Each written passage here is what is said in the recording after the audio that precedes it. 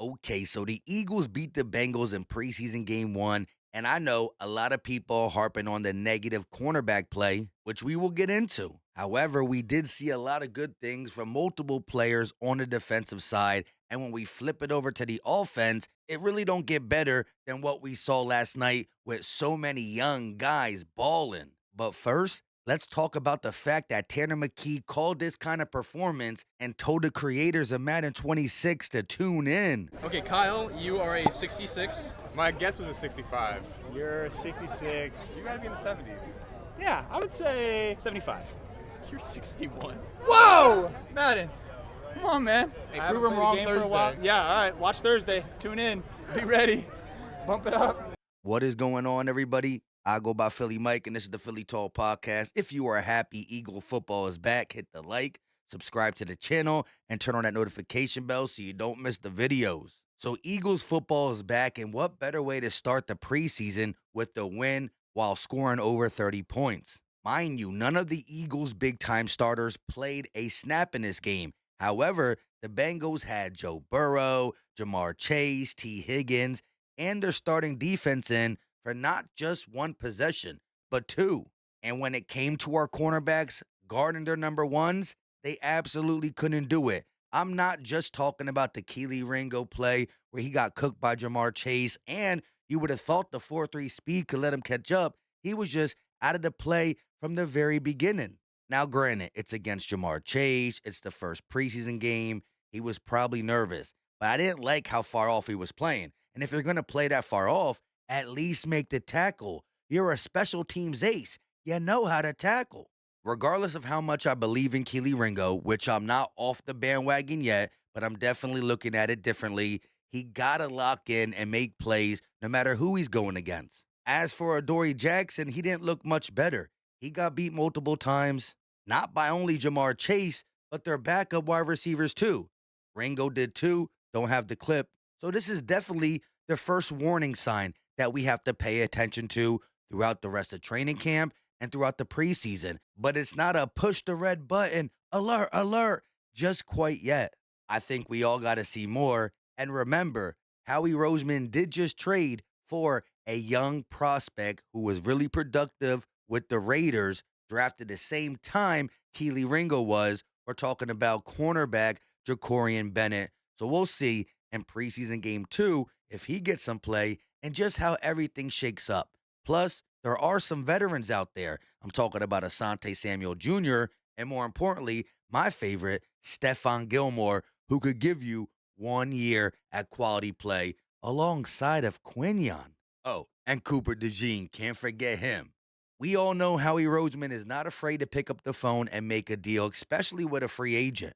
So while that was a big negative, we just got to pay attention to it and assess as we need to. But it is important we do get it right. We are trying to run it back. As for an injury update, Elijah Cooks got hurt and was carted off, but he was in good spirits at the end of the game and believes he'll be okay. The other injury was Sidney Brown, who got hurt on a tackle he made. As you can see, he gets up gingerly and takes himself out the game. He was treated for concussions and was in good spirits, so we'll see what happens with him. But if we continue to get injuries from Akuba and Sidney Brown, we got to call Justin Simmons. Right now, he's dirt cheap, sitting on the shelf, waiting for a team, cough, cough, the Eagles, to give him a call. As for the good that we saw on defense, let's start with rookie Jihaad Campbell. He had an opportunity to get an interception, but he just couldn't hold on to it. But you can see how mad he was on the ground. He wanted that one. Listen to Brian Baldinger break down his plays, including some big-time run fits. Let's take a look at the night that Jihaad Campbell had on this play here.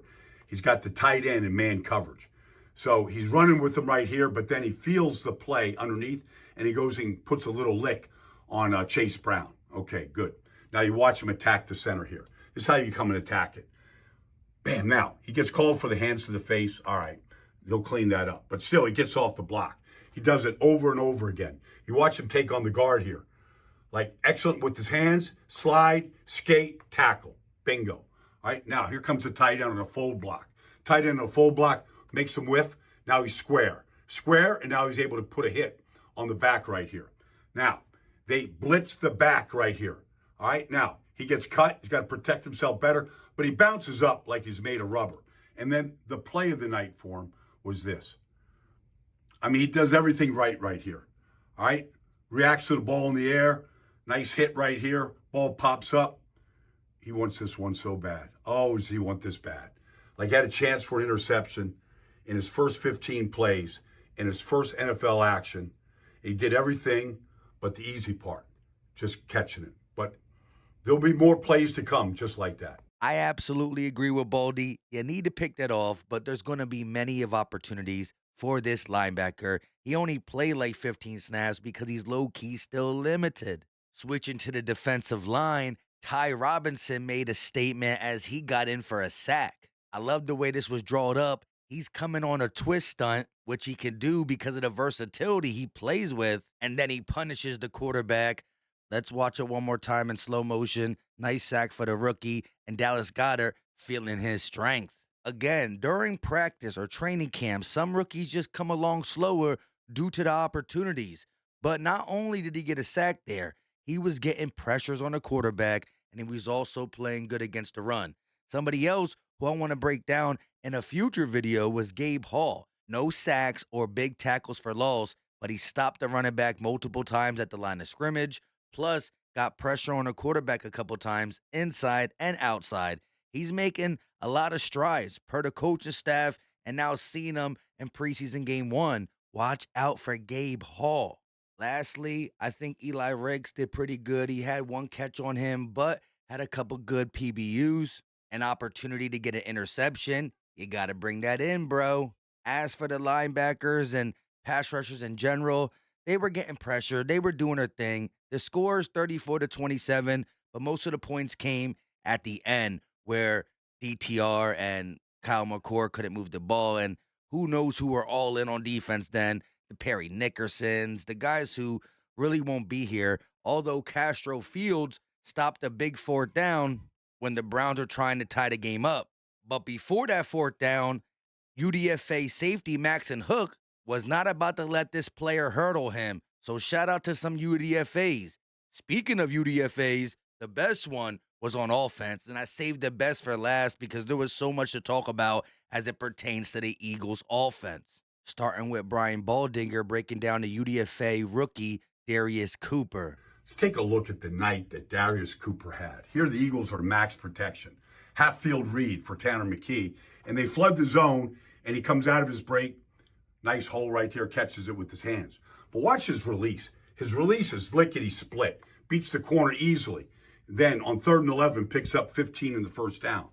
Now you watch him right here. He reads the corner. The corner's playing soft, so he adjusts the route perfectly. Cuts it short. McKee reads it like just exactly the same. Now, you watch the touchdown right here. Watch the release. Bam. Good release. And now watch this. This is the key.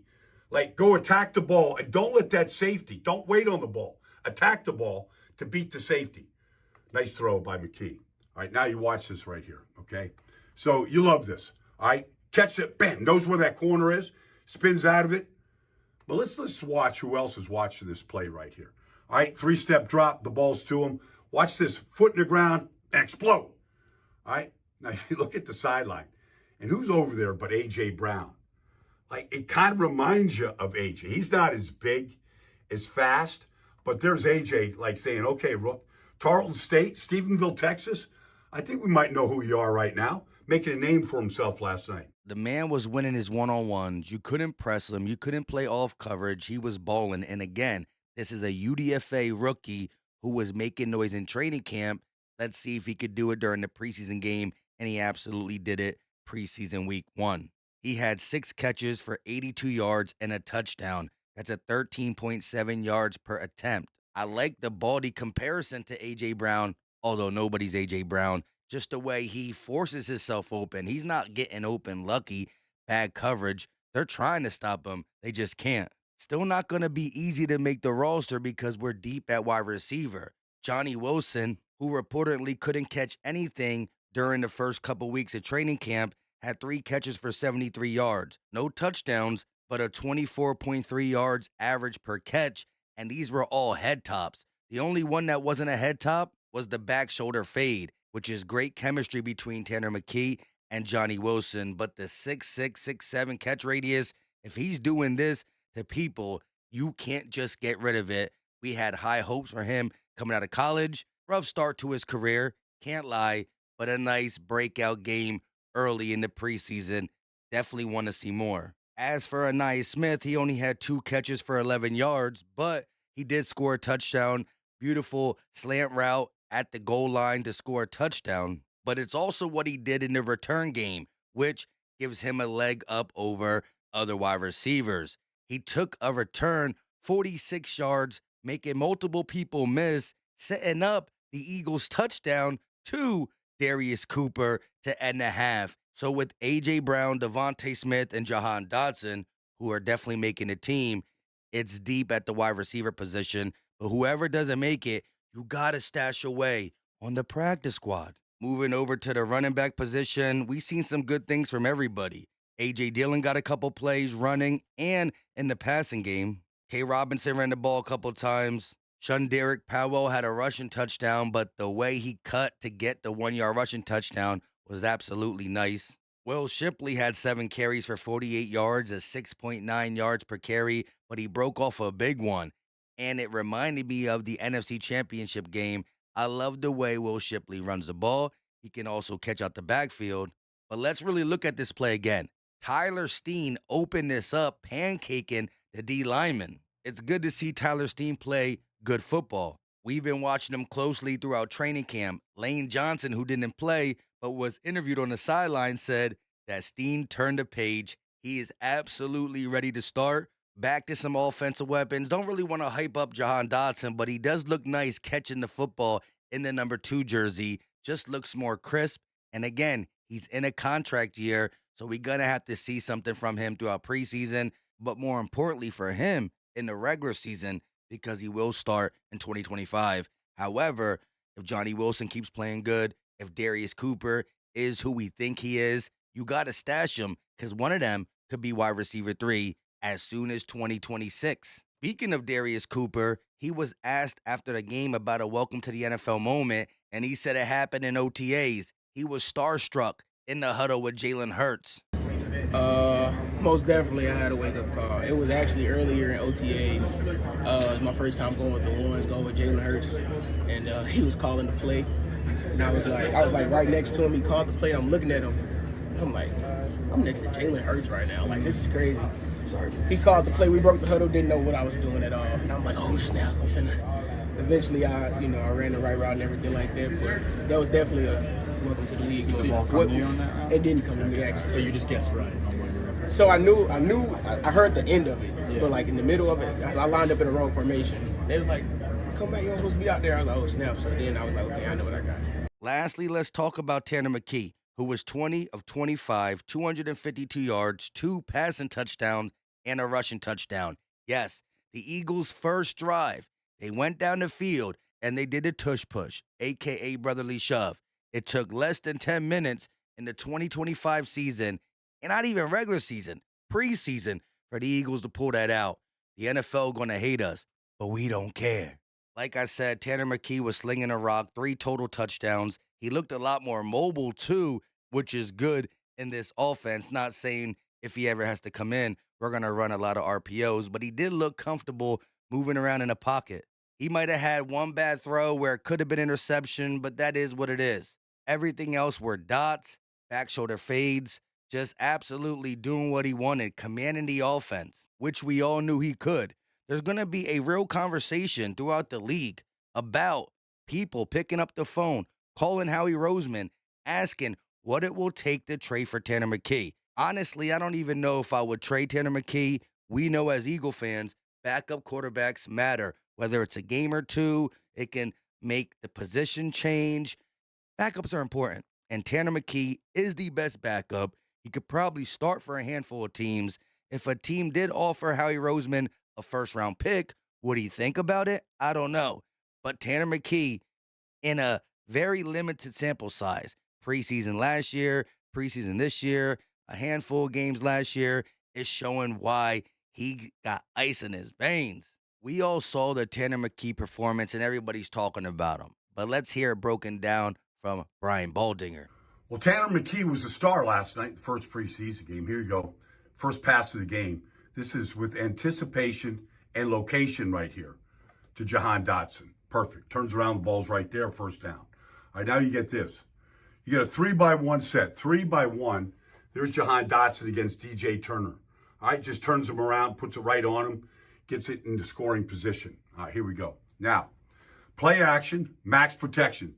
YY formation, play action. All right, ready to throw. Bam, set.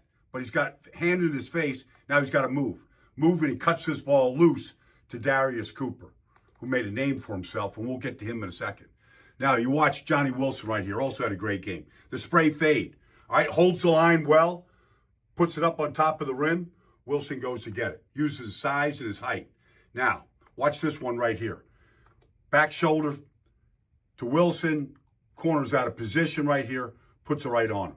Can't throw it any better than that. Now, here's the first touchdown right here to Aniais Smith. All right, it's the right read. Little switch right here. All right, he's got to beat that safety coming over. The safety is a robber. Now, the safety's slow, but he beats that. And then this throw right here to Darius Cooper a minute later. Nice release by Cooper. Beats the safety over the top. Man, nothing not to like about Tanner McKee's performance last night. And the receivers as well. With all that being said, I go by Philly Mike. This is the Philly Talk Podcast. Hit the like, subscribe to the channel, turn on the notification bell so you don't miss the videos. We're going to be doing some giveaways. Got some live streams coming up. Sorry, I had a family thing. That's why I wasn't live for the game. But I promise you, we will be live for preseason games and every single regular season game. Make sure you come through. It's going to be a fun time. I missed watching the game with y'all. We out.